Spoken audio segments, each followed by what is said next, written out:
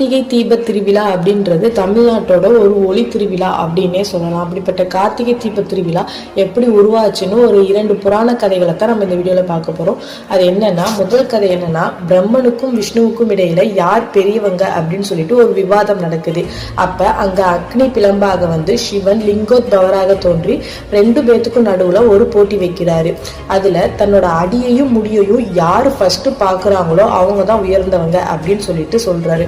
உடனே விஷ்ணு வந்து பன்றி வடிவம் எடுத்து சிவனோட அடியை பார்க்கறதுக்காக கிளம்பிட்டாரு. பிரம்மன் வந்து அன்னப்பறவை வடிவம் எடுத்து அவரோட முடியை பார்க்கறதுக்காக போயிட்டாரு. பல ஆண்டுகள் பயணம் செஞ்சு தன்னால சிவனோட அடியை பார்க்க முடியலன்னு சொல்லிட்டு விஷ்ணு வந்து தன்னோட தோல்வியை ஒத்துக்கிட்டாரு.